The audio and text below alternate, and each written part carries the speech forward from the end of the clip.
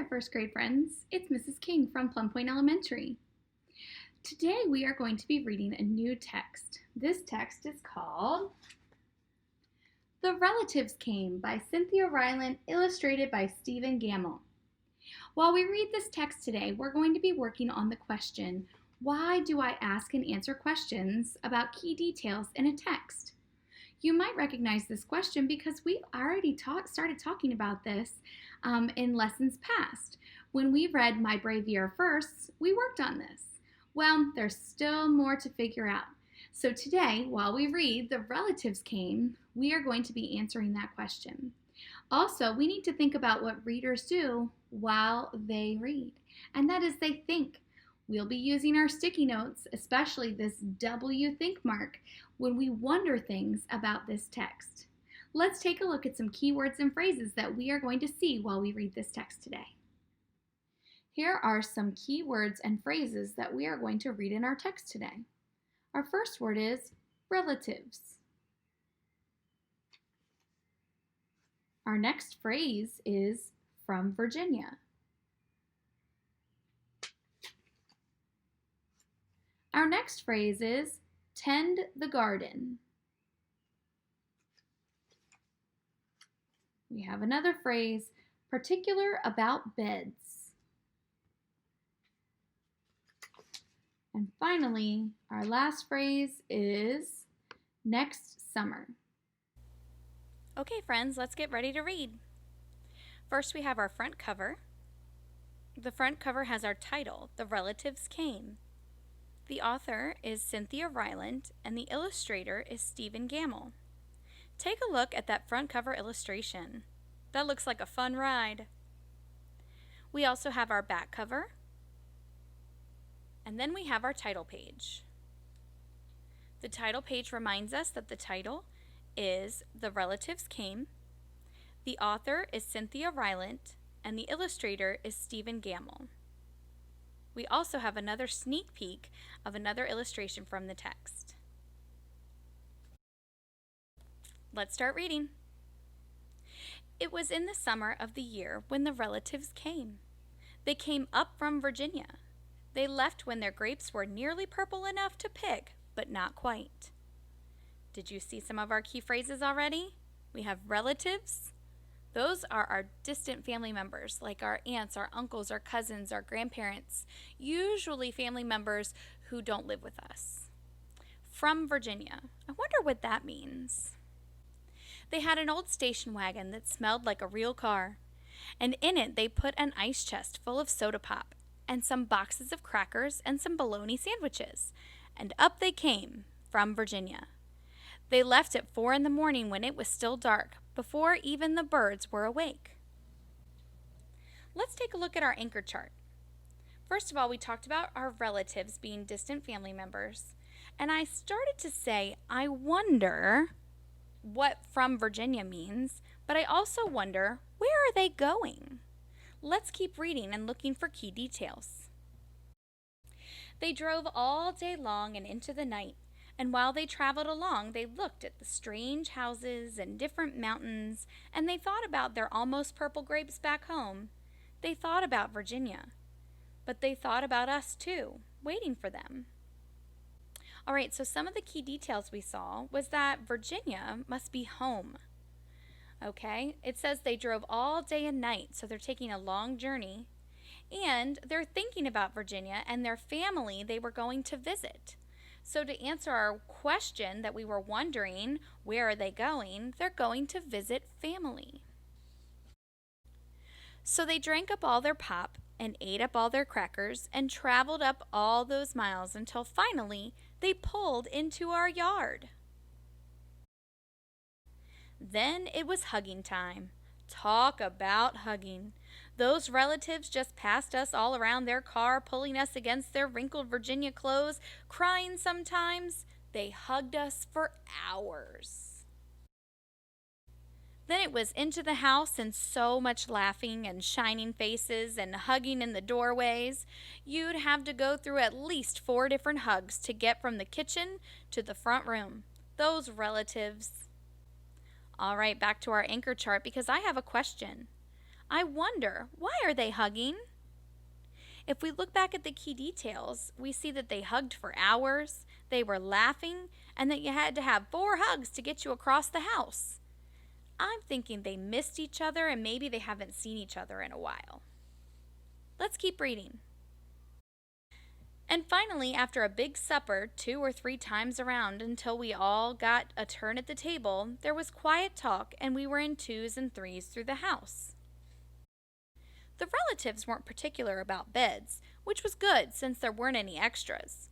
So a few squeezed in with us and the rest slept on the floor, some with their arms thrown over the closest person, or some with an arm across one person and a leg across another.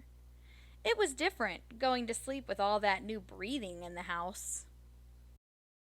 Okay, so we saw our key phrase, particular about beds. That kind of means they weren't picky, they didn't care where they slept. But my question that I wonder, I'm going to put on my anchor chart is, why was there new breathing in the house?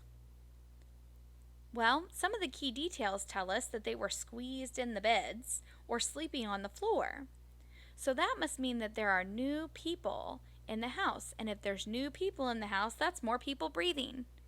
And think about it, when you go to bed, it's kind of quiet. All you're hearing are the other people breathing.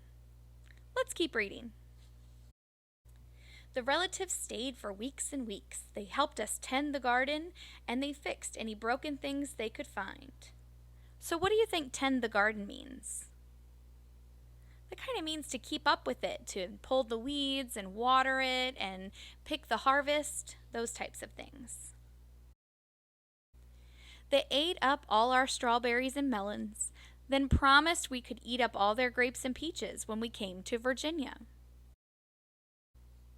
But none of us thought about Virginia much.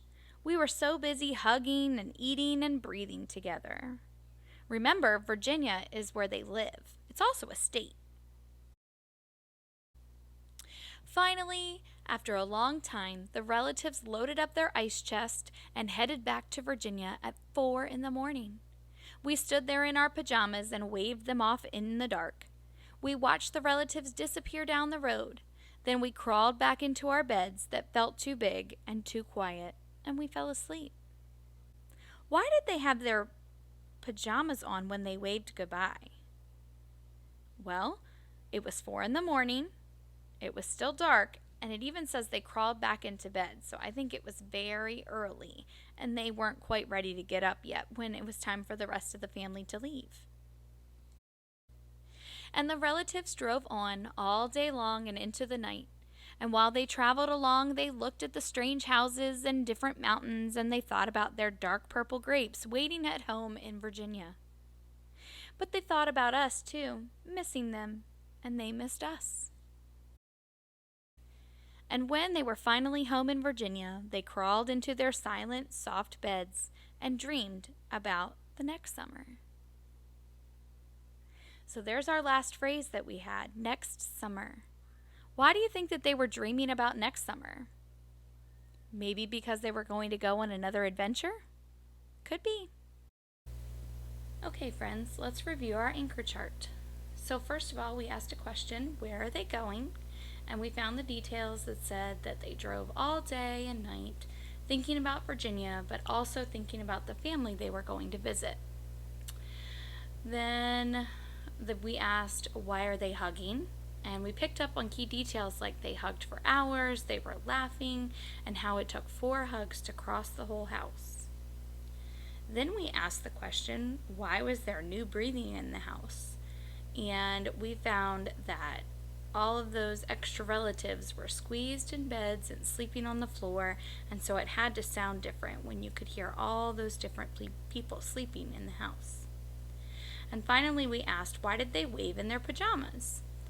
Well, we found that they were up at 4 o'clock in the morning, it was dark, and they crawled back into bed after they waved goodbye to their family. So now our question is, what was your favorite key detail in the text that you wondered about? Let's work on that in our reader response journal. Okay, friends, we are going to work in our reader response journal now to answer that question. What was your favorite key detail in the text that you wondered about? So I'm going to pick my favorite to show you as an example. You can use mine or you can do your own. Use the anchor chart to help you. So I've already drawn my storyline to help me remember where I draw the picture and where I write my words. So my favorite part in this text was all of the hugging and how it took 4 hugs to get across the house. So I'm going to write about that in my journal.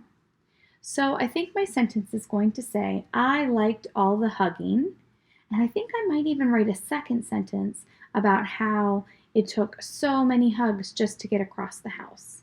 So my first sentence is going to say, I liked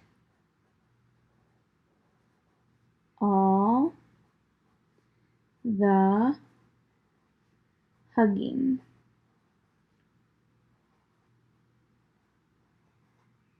Period. Notice how I have spaces in between my words, I have punctuation at the end, and I started with a capital letter. All right, my next sentence is going to say, they hugged a lot.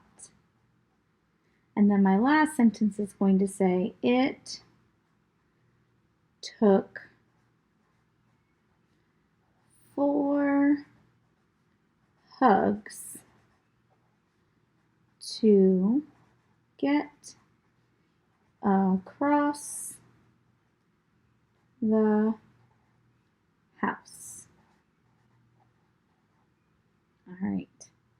So I actually have 3 sentences. Read it with me. I liked all the hugging. They hugged a lot. It took 4 hugs to get across the house. And now I'm going to draw my picture.